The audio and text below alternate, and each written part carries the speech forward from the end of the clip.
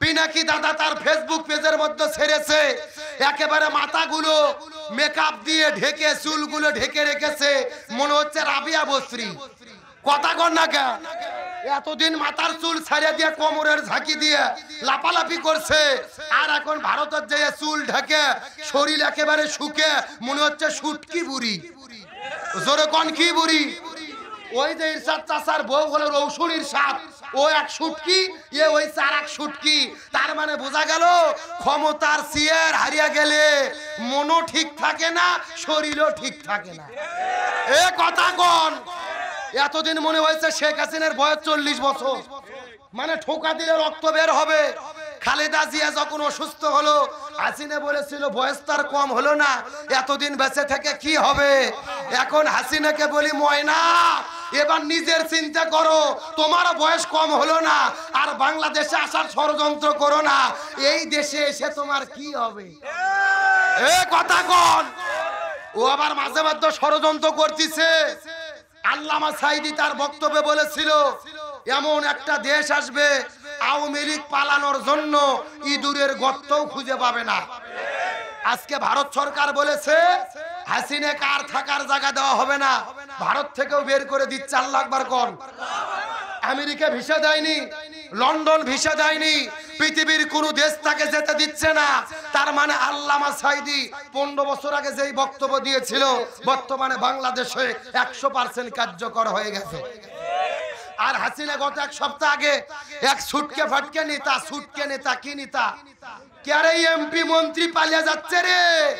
আর কিছু তেল তেলা গোয়েন্দার এখনো আছে, চায়ের দোকানে বসে হাসিনার দালালি করে। এ কথা কর না কে? কয় আমরা আবারও ঘুরে দাঁড়াবো, আবারও ফিরে আসবো। কেরে পাগলা, তোরা ফিরে আসে, ওটাই তো আমরা চাচ্ছি। তার কারণ তোদের জন্য আয়না ঘর রেডি। জোরে কোন কি ঘর রেডি? একটা কথা আমরা পরিষ্কার করে বলতে চাই, আল্লাহর কোরআন বলেছে কুতিবা আলাইকুমুল কিসাস, হত্যার পরিবর্তে হত্যা, জীবনের পরিবর্তে জীবন, হাতের পরিবর্তে হাত, পায়ের পরিবর্তে পা। এই আয়াতের তাফসীর হলো আয়না ঘরের পরিবর্তে আয়না ঘর। আরো জোরে বলেন। আমাদের প্রিয় ভাই ব্রিগেডিয়ার আমান আজমি 13 বছর সেই আয়না ঘরে বন্দী করে রেখেছে। আমার প্রিয় ভাই ব্যারিস্টার আরমান 13 বছর আয়না ঘরে বন্দী করে রেখেছে।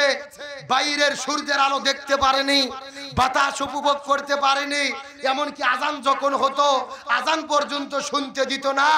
মাইকের আজান শুরু হলে জোরে জোরে গান বাজায়া আজান পর্যন্ত শুনতে দিত না। সরকারকে বলবো, এই আওয়ামী লীগের যত এমপি মন্ত্রী নেতা আছে গ্রেফতার করা হয়েছে, বিচারের রায় কার্যকর হওয়ার আগ পর্যন্ত আমাদের দাবি হলো এদের আয়না ঘরে রাখতে হবে। আমার দাবির সঙ্গে কি আপনি একমত? আয়না ঘরে রাখলেই তারা পেলা বুঝতে পারবে যে কত ধানে কত চাল। তার কারণ তোরা যেই কষ্ট দিয়েছিস, এখন সেই কষ্ট দেওয়ার দরকার আছে না নাই? আবার শেখ হাসিনা ফোন দিয়ে বলতিছে, আমি বাংলাদেশের আশেপাশে আছি, যে কোনো সময় আমি চুট করে ঢুকে পড়তে পারি। শুনছেন কি শোনেন নাই? আবার অনেকে গুজব ছড়াচ্ছে যে সেপ্টেম্বর মাসের 26 তারিখে হাসিনা বাংলাদেশে ঢুকে পড়বে। কি হতে যাচ্ছে সেপ্টেম্বর মাসের 26 তারিখে? অনেকেই বলতিছে বাংলাদেশ সেপ্টেম্বর মাসের 26 তারিখে পৃথিবীর সবচাইতে বেশি ধনী দেশ হবে। কেউ বলতিছে আমি 26 তারিখে কোটিপতি হব, চাঁদে জায়গা কিনবো, সিঙ্গাপুরে যাব, আমেরিকাতে বাসা কিনবো, কানাডায় যাব।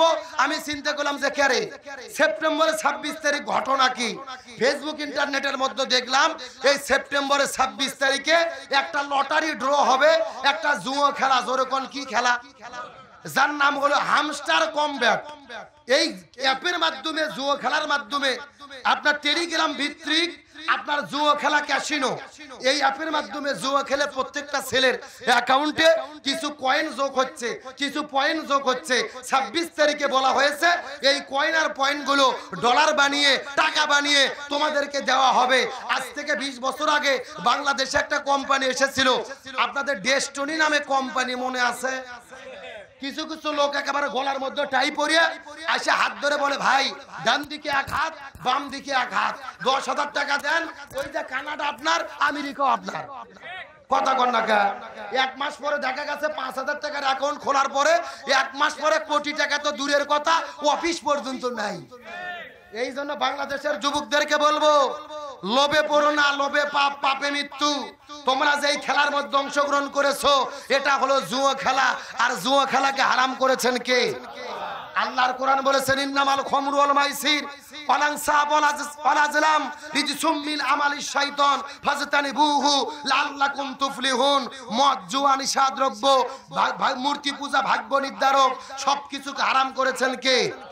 এই জন্য যুবকদেরকে বলবো, তোমরা 26 তারিখে কোটিপতি হওয়ার স্বপ্ন দেখে কোটিপতি হতে যাচ্ছ না, বরং তোমরা জান্নাতের টিকিট কেটে যাচ্ছ।